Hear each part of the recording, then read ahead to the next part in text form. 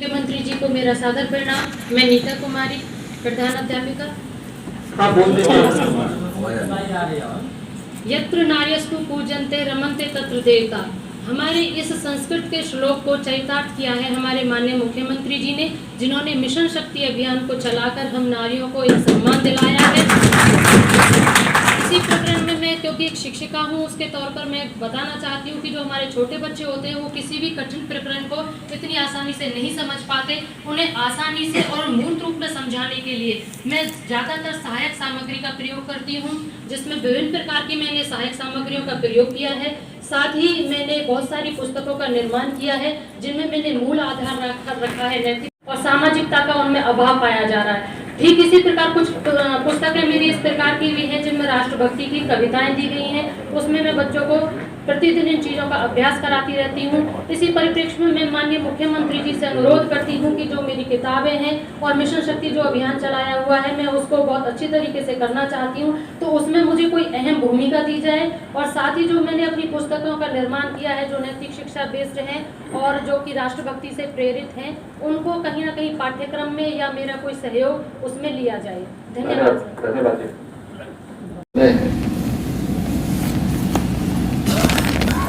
कि समाज के जीवन के विभिन्न क्षेत्रों में जिन लोगों ने कुछ अलग लीक से हट करके कुछ अलग करने का प्रयास किया है और एक नई प्रेरणा दी है, वही समाज के रियल हीरो है। और मैं सचमुच रियल हीरो के रूप में आप सबका हृदय से अभिनंदन करता हूं कि आप सबने कुछ नयापन करने का प्रयास किया है। लकीर के फकीर नहीं बने, कुछ नया देने का प्रयास किया है समाज को, अपने व्यवसाय को, और उससे ढेर सारे लोगों को एक नई प्रेरणा प्राप्त हुई है। यद्यपि आप में से बहुत सारे लोगों को और भी समय मिलना चाहिए था, जिसके माध्यम से वह अपनी बात को और अच्छे ढंग से बोल सके, लेकिन मैं अपने जनप्रतिनिधियों के साथ इसलिए आप लोगों से बातचीत किया हूं, इन लोगों को पता होना चाहिए कि समाज के बीच में बहुत सारे ऐसे लोग हैं जिनके कारण हमारे गांव को, हमारे कस्बे को, हमारे शहर को, हमारे जनपद को एक नई पहचान मिल रही है। ये पहचान आप सबके सामूहिक प्रयास का ही परिणाम है।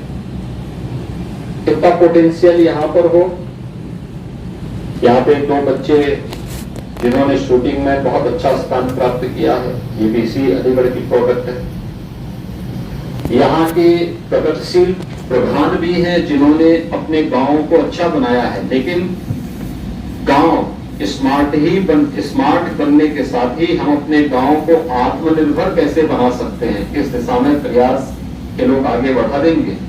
तो मुझे लगता है कि ये अपने आप में बहुत अच्छी स्थिति हो सकती है और इन चीजों पर हम लोगों को अपने कार्यक्रमों को आगे बढ़ाना चाहिए। और जो बात यहाँ पर अभी ग्राम प्रधान श्री सुंदर सिंह जी अपनी बात को कह रहे थे कि कैसे जा चुके थे, जाने के बाद फिर से गांव के लोगों ने उनको बुला करके प्रधान बनाया। आज उन्होंने गांव में अच्छा काम किया। गांव को आत्मनिर्भर कैसे बनाना है, किस दिशा में? शिक्षा के क्षेत्र में जो लोग काम कर रहे हैं, शिक्षा के क्षेत्र में राष्ट्रीय शिक्षा नीति आने के बाद हम शिक्षा में कितना सरलीकरण कर ले कि हर बच्चे को स्कूल आने में मजा आए। कहानी कथा के माध्यम से 40-45 मिनट या आधे घंटे का भी अगर वो पीरियड है, तो पहले 5 मिनट का समय